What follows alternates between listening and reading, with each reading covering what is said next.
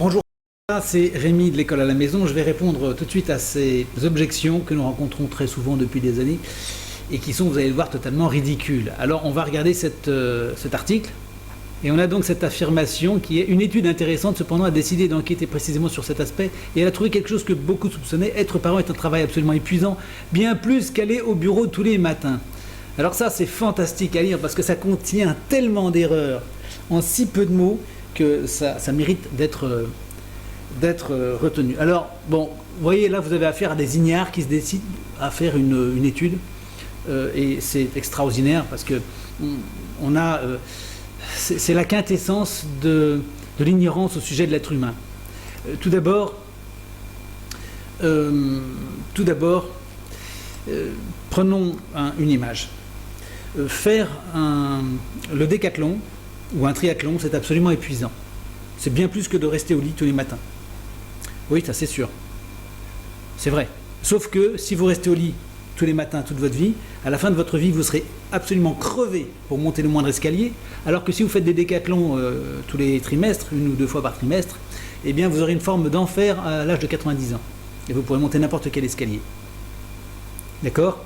Donc, première chose, l'être humain, il n'est pas fait pour faire le minimum. Il est fait pour faire ce qu'il a à faire et accomplir sa vie. Être parent, ça fait partie de ses missions, et c'est une mission qui effectivement demande des ressources, mais ces ressources sont des ressources qui vont développer en lui des facultés. Première chose. Deuxième chose, aller au bureau n'est pas en soi un objectif dans la vie. On y va pour gagner des sous, et ces sous sont faits pour avoir une autre vie, avec sa famille notamment, et non pas pour simplement le plaisir de retourner au boulot. Le boulot n'est pas là pour financer le boulot. Avec votre salaire, vous n'êtes pas censé acheter des tickets de métro pour aller au boulot, si vous voulez, c'est pas le but. D'accord ?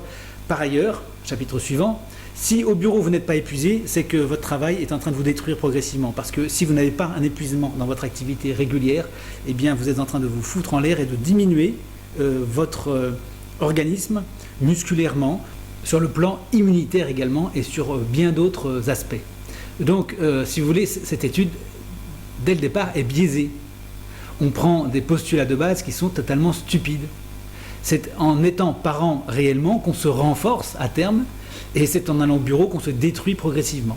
Voilà, donc ça c'est déjà la première chose à dire sur ce genre de travail qui n'a aucune raison d'être et qui fait partie des choses qui pullulent maintenant. Les sottises de ce genre, on en voit maintenant absolument en quantité, c'est à croire que c'est organisé tout ça. Voilà, les gens qui s'appellent Avinu Baby, on se demande si leur idée c'est pas au contraire de détruire le devoir sacré du parent. 31% des personnes interrogées, soit un parent sur 3, ont dit que rester à la maison est beaucoup plus difficile que d'aller au bureau. Eh bien, ça fait une minorité. Ça fait une minorité. C'est donc la preuve que 2 personnes sur 3 disent le contraire. Oui, ça c'est quand même fantastique, parce qu'on nous inverse l'étude là. Avant de devenir parent, ils ne s'en doutaient pas du tout. 22% également. Ben, il est évident que vous aurez toujours une proportion, et vous aurez effectivement un tiers de gens qui vont dire « Oh là là, je ne savais pas qu'être parent c'était aussi difficile ». Et c'est ça le challenge de la vie. Il y a beaucoup de gens aussi qui vous diront qu'ils ne savaient pas qu'être riche, c'est quelque chose de très difficile. Ils pensent qu'en étant riche, on va passer sa vie en vacances. Or, pas du tout.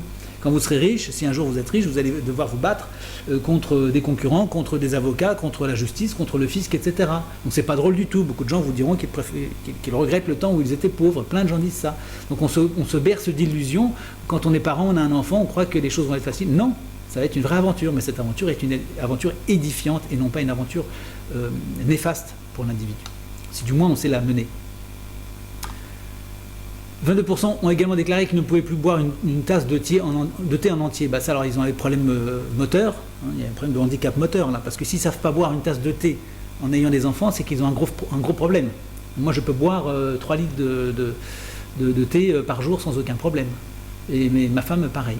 Hein, donc ça c'est partie des choses ça prouve simplement que la société n'a pas transmis l'art d'être parent. Les enfants se retrouvent parents sans avoir jamais rien reçu à ce sujet. 33% se sont plaints de ne plus pouvoir manger avec les 2 mains. C'est ridicule, vous pouvez parfaitement manger avec les 2 mains et de temps en temps nourrir un enfant, ça c'est pareil, c'est partie vous voyez des chiffres comme ça. Moi je peux dire aussi 99% des gens ont estimé qu'ils ne pouvaient pas se moucher dès qu'ils le voulaient, il fallait attendre que l'enfant soit langé ou cesse de pleurer aussi. Vous voyez, on peut dire n'importe quoi, on peut sortir n'importe quoi, on peut faire dire aux gens absolument n'importe quoi sur ce genre d'études. Vous voyez, donc ça, bon, moi je serais vous, je ne m'attarderai pas sur ce genre d'études qui ne présentent à mon avis aucun intérêt. Voyons ensuite le second article. Donc affronter le métro, enchaîner les réunions, prendre des décisions, une journée classique pas des plus reposantes. Dans cet article qui s'intitule « Rester à la maison avec ses enfants est plus difficile que d'aller travailler ». Moi, ça me fait beaucoup rire, ce genre de choses. On préférait de loin rester chez soi pour s'occuper des petits. Pourtant, gérer ses enfants toute la journée pourrait ne pas être si reposant, et c'est la science qui le dit. Alors déjà, sur le titre, il faudrait quand même y revenir. Je ne sais pas ce que chacun a dans la tête, évidemment, on ne peut pas préjuger. Mais quand vous aurez 70 ans et que vous ne travaillerez plus, qui sera là pour vous aider dans la vie? Ce sera plus vos parents, ils ne sont plus là, ce sera probablement pas vos frères et sœurs, si vous en avez. Ce sera votre enfant ou vos enfants. Si du moins vous vous êtes occupé d'eux ou de lui, évidemment. Si vous ne vous êtes pas occupé de votre enfant, il y a peu de chances pour qu'il soit là pour s'occuper de vous plus tard. Si vous lui avez consacré du temps, si vous lui donnez beaucoup de temps durant son enfance, si vous êtes proche de lui, il ne vous quittera pas de sitôt, il reviendra auprès de vous à chaque fois que nécessaire. Si vous avez un déménagement à faire, il sera présent, il vous aidera. À chaque occasion où vous aurez une difficulté avec l'administration, un avocat, la police ou quoi que ce soit, votre enfant sera là pour vous défendre et votre chance d'être défendu sera meilleure. Plus vous êtes proche de votre enfant, plus vous avez de chances qu'il soit là plus tard, évidemment. Si vous êtes absent dans la vie de votre enfant durant son enfance, eh bien il ne sera pas là, les probabilités sont très élevées qu'il ne soit pas là, qu'il soit absent. Je veux dire que ce départ sera probablement définitif. Qu'est-ce que ça changera, de toute façon? Je n'ai plus une nouvelle de toi depuis la mort de maman il y a 1 an. Luther, tu as choisi d'avoir ta vie, c'était ton droit. Tu ne t'es jamais occupé de moi, c'est comme ça. Je n'ai pas non plus l'intention de m'occuper de toi. Kate! Il vous aidera si vous-même vous lui avez donné de votre temps. Si vous ne lui donnez rien, eh bien probablement qu'il n'aura pas spécialement envie de s'occuper de vous parce qu'il considérera que vous n'êtes pas occupé de lui. Et puis il aura appris à l'école toutes sortes de choses qui vont le dissuader de s'occuper de vous. Il sera dans la société, dans le monde, dans toutes ses idées, où il vaut mieux travailler que de s'occuper de ses parents. Et donc, eh bien le jour où vous aurez un problème avec le plombier qui va vous surfacturer de 200 €, que vous serez fragile et faible et que vous ne pourrez pas vous battre, eh bien votre enfant ne sera pas là pour vous défendre. Le jour où le fisc va vous surtaxer parce que le fisc est très content de voir des seniors, ils sont faciles à arnaquer, donc on peut leur mettre quelques pourcentages en plus, ils n'y voient rien, ils ne peuvent pas se défendre. Vous pouvez avoir quand vous aurez un souci avec un policier qui va abuser de son autorité pour vous mettre 1, 2, 3, 4 amendes le même jour sur le même véhicule, voilà, à ce moment-là, qui sera là pour vous aider, pour vous protéger? Vous savez, les parents qui ont un enfant qui est présent ou qui n'est pas loin ou qui est connu, eh bien, ils sont beaucoup mieux protégés. À l'hôpital, c'est pareil. Vous savez, à l'hôpital, ça je peux vous le dire, hein, les médecins, quand ils voient arriver une personne seule, vivant dans la rue et sans enfant, eh bien, le service s'occupe beaucoup moins bien de cette personne et éventuellement le laisse mourir parce qu'on va préférer s'occuper d'une autre personne qui, elle, a de la famille, des enfants, etc. Voilà. Donc, il faut peut-être songer à l'ensemble des choses plutôt que de se dire « Oh, c'est difficile de s'occuper de ses enfants ». Bon, ceci ajouté à l'argument que je vous ai dit tout à l'heure, que plus on fait des choses bonnes pour le corps, plus on s'aguerrit, plus on se forme et moins les choses sont difficiles. Bon. Et puis, est-ce que ce sont les collègues de bureau qui seront là dans les moments difficiles? J'en doute, personnellement. Hein. Voilà, alors ensuite, non, gérer ses enfants toute la journée, ça n'est pas forcément si reposant, mais ça peut l'être si on apprend à le faire. Là aussi, c'est pareil, parce que les postulats, ils sont faux. Ça peut être très fatigant aussi de piloter un bateau et traverser l'Atlantique quand on n'y connaît rien, quand on ne sait pas le faire. Ça peut être même tuant. Mais si on apprend à le faire, ça peut être extrêmement facile. Il y a des tas de gens qui font ça, qui font des tours du monde en bateau. Et l'Atlantique, pour eux, c'est de tout repos, c'est de la rigolade. Ils savent éviter les tempêtes et donc ils sont toujours sur une mer tranquille avec un vent favorable. Parce qu'ils savent y faire. Et donc ça dépend du savoir-faire. Partir de l'idée que c'est difficile, c'est partir de l'idée que le parent ne sait rien et ne sait pas y faire. Pour moi, je peux vous dire que je considère que c'est beaucoup plus reposant de m'occuper des enfants que d'aller dans un bureau où j'ai passé du temps dans ma vie et où c'était absolument infernal, où je me sentais extrêmement mal. Donc ça dépend de ce que vous faites. Et par ailleurs, je le répète, s'occuper de ses enfants, c'est édifiant, alors que d'aller dans un bureau où on n'est pas forcément heureux et on n'accomplit pas ce qu'on veut dans la vie, eh bien c'est plutôt néfaste. Alors ça dépend, il y en a qui sont très heureux au bureau, il y en a qui vont effectivement faire des choses formidables au bureau, il y en a même qui vont réussir à concilier le bureau et l'éducation des enfants. Donc on trouve tous les cas.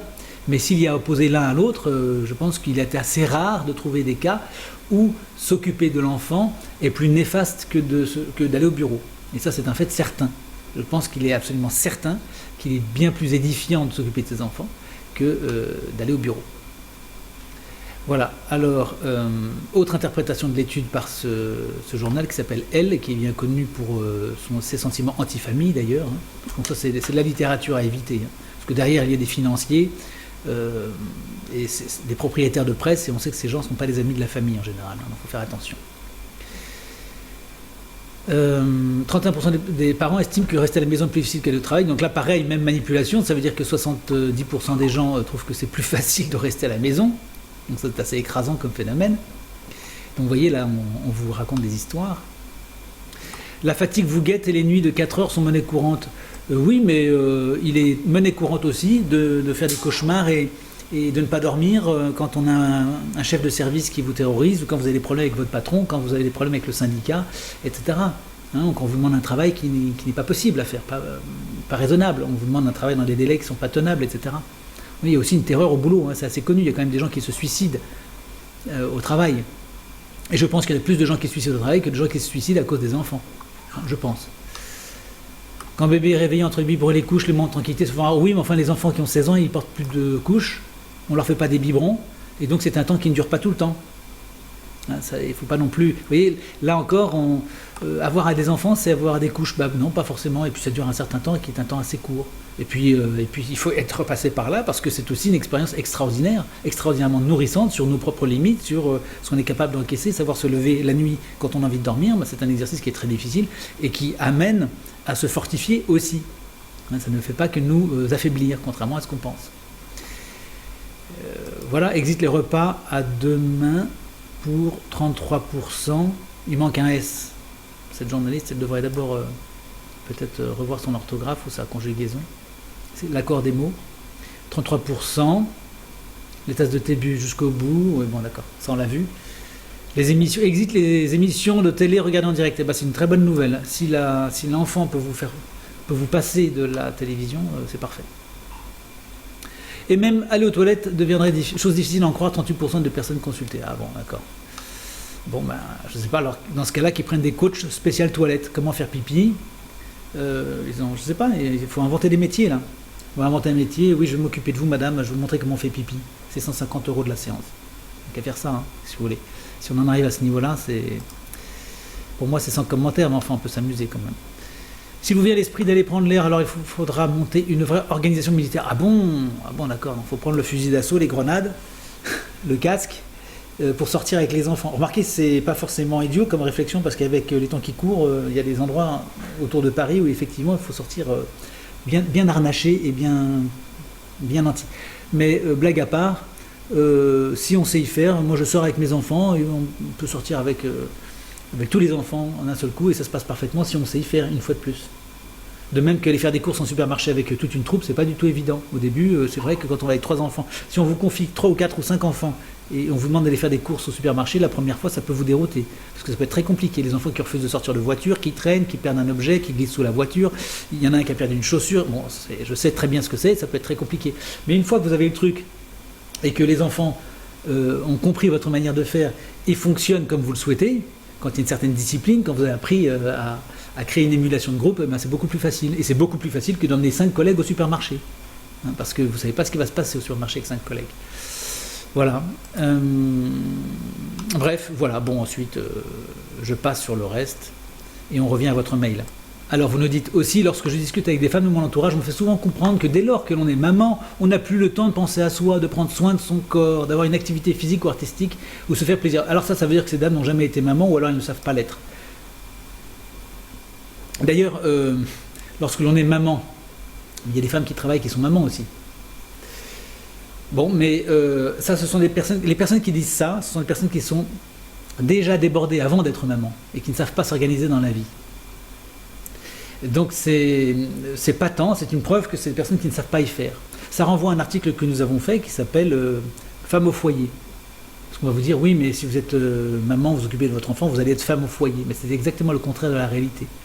C'est les mamans qui ont un travail, qui mettent leur enfant à l'école, qui sont débordées, qui n'ont pas le temps de prendre soin d'elles, qui sont toujours en train de courir partout, parce qu'il faut aller au bureau, donc toute la journée est mangée, et puis il faut se dépêcher de faire des courses, il faut courir, il faut aller chercher l'enfant à l'école, et puis l'enfant, comme il a manqué de vous, il est dans vos jambes toute la soirée, et puis il est fatigué, puis il est énervé, parce qu'à l'école il a appris telle ou telle chose, et donc on n'a pas le temps de faire d'activité physique, ou de se faire plaisir, ni de s'occuper de soi.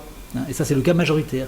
Alors que si vous avez l'enfant, il sera beaucoup moins dans vos pattes, vous aurez évidemment toute la journée pour vous, vous aurez beaucoup moins de dépenses, vous aurez donc plus d'argent, vous avez plus d'argent à consacrer à vous-même, et on va vous y encourager. Donc si vous êtes bien aidé, on va vous y aider. Il faut prendre soin de vous, mener vos activités, des activités que vous aimez, et non pas simplement aller chercher un salaire de misère pour rester dans la survie. Et puis, c'est aussi l'école qui vous fixe dans un endroit particulier, qui vous oblige à rester dans un endroit particulier. Quand vous faites l'école à la maison, vous pouvez partir 15 jours où vous voulez, ou 20 jours, ou un mois, ou 6 mois, ou un an, ou plusieurs années. Vous n'avez aucune obligation à rester dans un coin quelconque. C'est le travail et l'école qui vous fixent dans des endroits. Si vous n'avez plus ce travail, vous travaillez sur Internet par exemple, et que vous n'avez plus l'école, ben vous faites ce que vous voulez, vous êtes libre. Vous pouvez faire tout ce que vous voulez. Vous êtes libéré, en fait. Donc c'est le contraire de la réalité. C'est en passant par ce statut de maman au foyer qu'on arrive à découvrir des situations de beaucoup plus grande liberté que maman au bureau.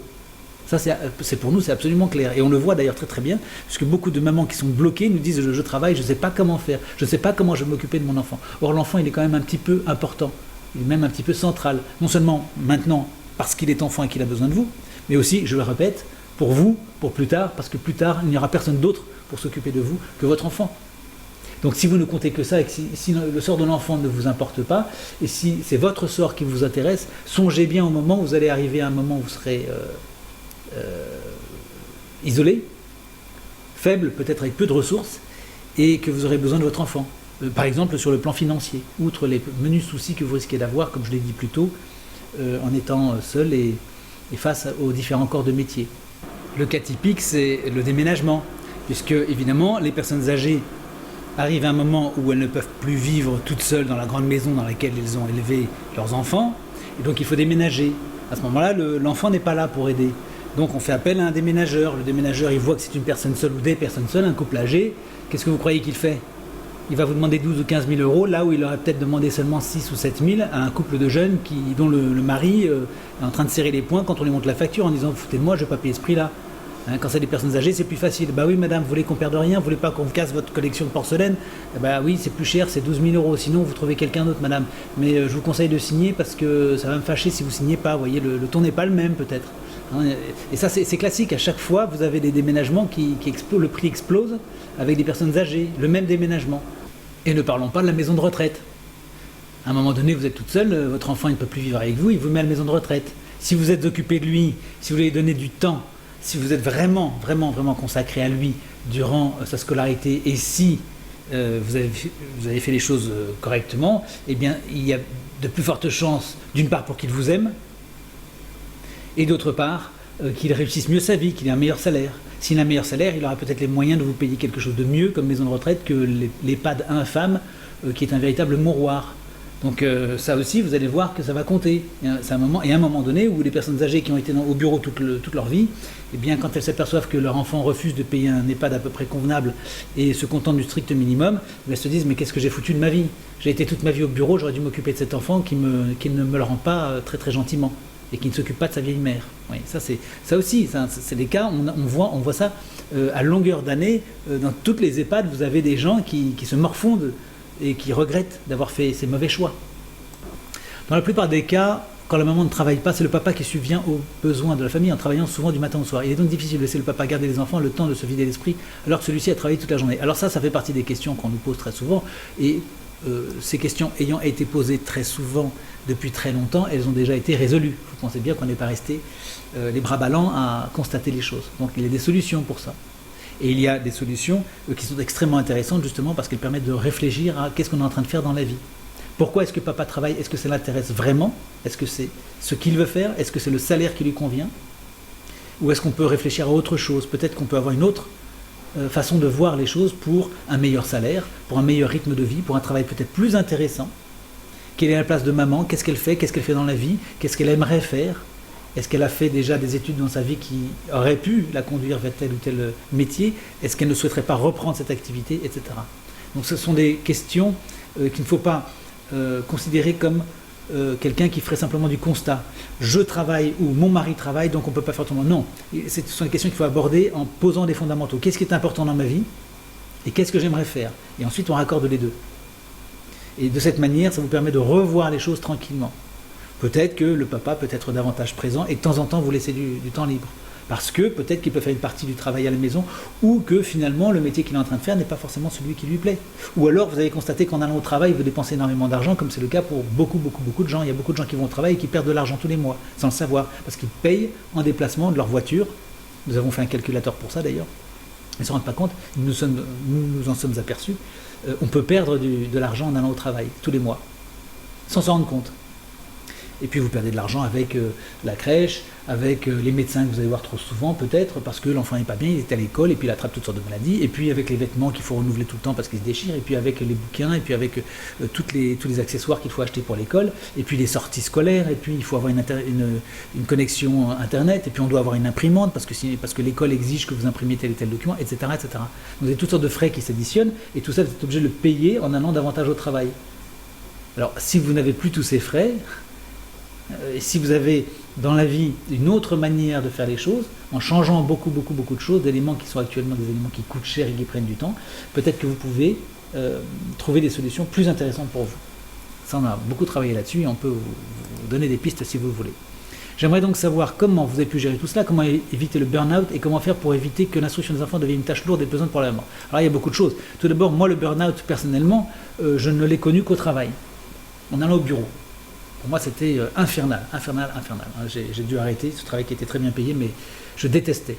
D'abord, je foutais rien, pratiquement. J'avais l'impression de ne pas travailler. J'étais très loin de servir à quelque chose. J'avais l'impression de voir mes talents gaspillés, d'avoir si vous voulez, mes capacités n'étaient pas exploitées suffisamment. Pourtant, j'ai monté 4 fois en 2 ans et demi, 4 fois dans la société, parce que le patron m'a fait monter, mais il n'avait pas de poste qui me convenait à me fournir, si vous voulez. Il me fallait des enjeux beaucoup plus importants que ce qu'il me proposait. Donc, ne faisant pas grand-chose, je me suis retrouvé dans le burn-out. C'est-à-dire que j'avais des choses qui ne me convenaient pas, qui ne me plaisaient pas. Et vous savez, quand vous n'avez pas d'alignement cœur-cerveau, eh bien, vous cramez très vite le fusible. On peut affronter des situations extrêmement difficiles. Je vous garantis que si vous faites des choses qui vous plaisent dans la vie, il n'y aura jamais de burn-out. Le burn-out, en fait, ça vient du fait que vous faites quelque chose qui ne vous plaît pas, qui ne vous convient pas. Donc vous vous épuisez et ça ne colle pas. Le corps, il a une ressource extraordinaire. Si vous faites quelque chose que vous aimez, que vous adorez faire, je vous garantis que vous allez dépasser vos limites 10 ou 20 fois. Il n'y a pas de limite, en fait. On ne connaît pas de limite aux capacités humaines. On peut faire des choses absolument incroyables. Incroyables, si vous aimez ça. Donc le burn-out, c'est lié au fait que vous faites quelque chose qui ne vous convient pas. C'est ça qu'il faut dire d'abord. Donc à ce moment-là, si vous aimez vous occuper de vos enfants, et la plupart des mamans aiment ça, elles préfèrent ça que d'aller au boulot en général, parce qu'elles découvrent des choses extraordinaires qui les améliorent et qui leur permettent d'avoir plus d'autonomie, plus de liberté. Elles font davantage de choses qui leur plaisent, et elles voient leur enfant grandir de mieux en mieux. Ça leur fait très plaisir en général. Et donc à ce moment-là, elles sont beaucoup plus fortes et sont beaucoup moins susceptibles d'avoir des moments de faiblesse et de dépression. Alors il y a des hauts et des bas, hein, c'est pas toujours le paradis, mais dans l'ensemble, on va vers un mieux. Les mamans en bout de cursus, si vous voulez, au bout d'1 an de formation avec nous, elles se sentent beaucoup plus fortes, et elles nous disent, d'ailleurs, vous voyez dans les témoignages, elles le disent tout le temps, je me sens beaucoup plus forte que je n'étais avant, je réagis beaucoup mieux, je suis plus patiente, moins en colère, et je peux affronter beaucoup plus de choses, ma journée est beaucoup mieux remplie qu'avant, alors qu'avant j'étais totalement débordé, et souvent au bord de la dépression. Ça, je schématise, mais c'est un petit peu le commentaire type qu'on a. Vous allez voir les commentaires, c'est très souvent ce genre de choses qu'on a. Comment faire pour éviter que l'instruction des enfants devienne une tâche lourde et pesante pour la maman? Alors, il faut passer aussi par là. Comment vous avez pu gérer tout cela? Vous savez, on le raconte durant la formation. Il y a des moments où, ayant 5 enfants, avant qu'on ait les 2 derniers, quand on vivait en Provence, on avait donc l'hôtel, enfin les chambres d'hôtes à gérer, avec les repas, l'école à la maison, plus notre société d'import-export. Mais je peux vous garantir qu'il y a des moments où c'était absolument effroyable. Parce que vous aviez des clients qui n'étaient pas contents, une plomberie qui avait sauté, donc une inondation. Vous aviez On a eu des départs d'incendie, par exemple, ça je raconte pas, mais on a eu des départs d'incendie. Les enfants qui disparaissent, on ne sait pas où ils sont, on a peur qu'ils soient tombés dans un bassin. Le fournisseur qui ne livre pas dans les temps, les camions qui n'arrivent pas, le Japon qui appelle en disant on n'a pas reçu les produits, qu'est-ce qui se passe, il nous faut maintenant un discount, enfin une réduction parce que vous n'avez pas respecté les délais, etc. Enfin bref, énormément à faire. Eh bien, on arrive à le gérer parce qu'en fait, plus vous faites des choses, plus vous développez des facultés. Alors ça va aussi avec une certaine jeunesse, je pense qu'on ne peut pas faire ça à 70 ans non plus parce qu'il y a quand même des limites naturelles du corps, mais en tout cas vous pouvez faire beaucoup plus que ce que vous pensez, vous pouvez gérer beaucoup de situations à la fois. Et vous avez des ressources, mais que vous n'exploitez pas forcément. Après, une fois que vous avez fait ça pendant un certain nombre d'années, vous n'avez plus forcément envie de le refaire toute votre vie. Donc nous, on a freiné ensuite, on a voulu se consacrer à notre entreprise, on a arrêté l'activité de chambre d'hôte, on a fait autre chose, on a voulu changer un petit peu, on a besoin de changement. Mais n'empêche qu'on arrivait très bien à gérer tout ça. Et quand nous avons des parents qui viennent nous voir en disant « moi j'ai 2 enfants, je suis débordé », bon, si vous voulez, on se dit cette personne-là, avec 5 enfants de plus, elle y arriverait tout aussi bien, et même mieux, elle serait moins débordée. Mais il n'y a aucune raison, en fait, quand on a un peu d'expérience, il n'y a aucune raison d'être débordé avec 2 enfants. Il n'y a aucune raison d'être débordé avec un métier, 2 enfants et l'école à la maison. On peut parfaitement le faire. Mais c'est simplement une question de formation et d'entraînement. Voilà, donc tout cela ne devient pas une tâche pesante, c'est une aventure qui vous emmène très loin et dont vous êtes heureux. Ce qui est très pesant, c'est d'avoir un enfant qui est malheureux, qui n'avance pas, qui plonge même. Ça, c'est extrêmement pesant. Qui revient de l'école et vous voyez que ça ne va pas. Et vous êtes oui, débordé quand même parce que vous essayez de gagner votre vie et que ce salaire, c'est un salaire de survie et que vous avez le sentiment que vous allez dans le mur et que vous n'allez pas vous en sortir. Ça, c'est très très pesant. Et quand on fait des choses qui vous amènent à des succès successifs, eh bien, c'est presque un pléonasme d'ailleurs, c'est intéressant, succès et successif. Je regarde ça, l'origine du mot. Mais à ce moment-là, eh bien, on peut faire plein de choses. Vraiment, on peut faire énormément de choses, beaucoup plus que ce qu'on fait. Moi, ça m'arrive dans mon activité d'avoir énormément de choses à faire, et ça me plaît, ça ne me dérange pas du tout. J'ai des journées qui sont bien fatigantes et je dors bien. J'ai jamais été victime d'insomnie parce que j'ai une activité bien remplie. Je pense que les insomnies, ça vient aussi avec ce travail qu'ont beaucoup de salariés, qui est un travail nerveux. Ça les rend très nerveux, c'est un travail qui ne les épuise pas physiquement, mais qui nuit à leur système nerveux, et qui donc les épuise de l'intérieur plutôt que de les renforcer. À tout prendre, il valait mieux travailler dans un champ toute la journée que de travailler dans un bureau. En travaillant dans un champ, vous allez vous fortifier et votre esprit ne sera pas perturbé et stressé. Le stress intérieur, l'acidité intérieure, ça provient beaucoup du rythme de vie et de ce que vous faites dans la vie. Donc il valait mieux travailler physiquement toute la journée que travailler uniquement intellectuellement dans un bureau. Avec plein d'autres paramètres, bien sûr, il faut y aller, les embouteillages, les impôts à la fin de l'année, les remarques des collègues, la pression, etc. Enfin, vous savez tout ça.